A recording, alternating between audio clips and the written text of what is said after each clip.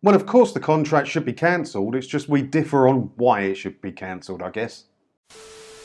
Hi, me again. And you know the BBC's always banging on that it doesn't get enough money. It's about 3.8 billion quid a year now it gets from TV licence fees. It's crazy amounts of money when you actually think about how much money that is. It's crazy. But they still have a problem with their funding. They've got a black hole of nearly 300 million in their funding that they just can't work out. They can't work out why they can't make the 3.8 billion stretch. I mean, I think we'd all struggle with that with energy bills at the minute, 3.8 billion, wouldn't we? So they bought in a management consultancy company, or just a consultancy company, to be honest, to work it all out for them, to give them some ideas of their funding going forward and what they can do and stuff like that. Because obviously they can't do it themselves. They've got all these staff, they've got a head honcho that used to work for BBC Studios and understands commercial telly and everything. They can't work it out for themselves. They need to bring in a consultancy company. And we talked about it in a video last week. I couldn't believe they're bringing them in. But now the consultancy company, again, has made headlines for the BBC. Have a look at this. The BBC has said it will consider calls for it to cancel its contract with Bain & Co. following the UK government's decision to ban the consultancy from competing for government contracts.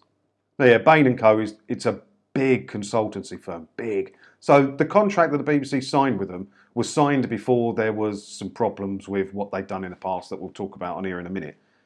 But now there's calls for it to be cancelled. But you've got to remember, this contract is going to be in the millions. The BBC are going to be paying them millions to consult them on how to move forward and funding models and how to make more money. Why can't they do this in-house? Even just bring in an expert, employ another person if you want. You're not scared of employing people at the BBC, are you? Bring someone in, give them 250, 300 grand a year to talk about it with you. You're still up millions by doing that. I don't understand.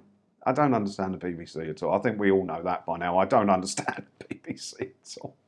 The broadcaster said it will consider calls from veteran anti-apartheid campaigner Lord Hayne for the BBC to cancel its contract with Bain over allegations of misconduct in South Africa. In a letter to the BBC seen by City AM, Lord Hayne said, "It would seem perverse that the BBC will continue working with Bain considering the gravity of the reasons for the ban. The UK government last month banned Bain & Co from competing for government work following a review of the consulting firm's alleged role in facilitating former South African President Jacob Zuma's capture of the country's revenue service." A BBC spokesperson said the Bain contract was awarded after a competitive tendering process and agreed before the government's action. So yeah, to be fair for the BBC for once, and I can be fair where required, they didn't know anything about this when they put the tender out and they awarded the contract to Bain & Co. consultants. They didn't know that this was dodgy or anything like that. But the BBC, let's face it, their past isn't squeaky clean with many things, is it?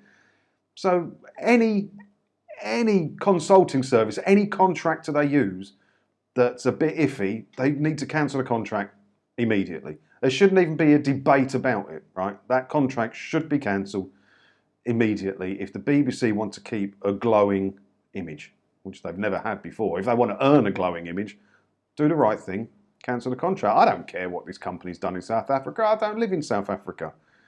But, you know, if the UK government's banned them for a reason from getting government tenders, then the BBC's pretty much a government. It's a public body, isn't it?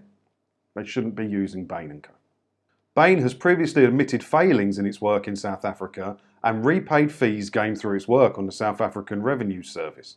In June last year, the former South African President, Jacob Zuma, was sentenced to 15 months in jail over his failure to cooperate with an inquiry into the SARS scandal. Commenting on the news, a Bain & Co spokesperson noted the firm is challenging the Cabinet Office decision via judicial review. So I don't really know a lot about what happened there in South Africa, and I'll be honest with you, not bothered. I'm not going to bother reading up on it. I don't care. I don't care. But if this consulting firm is currently banned and it's currently got a tarnished image, it shouldn't be working with the BBC. Why are the BBC saying, what was the word they said here? It will consider calls for it to cancel its contract. No. You need to keep your squeaky clean image that you're trying to get. End it now. End it now. And just bring someone in or hire a different consultancy firm to burn some more of your 3.8 billion quid a year. It doesn't matter, does it?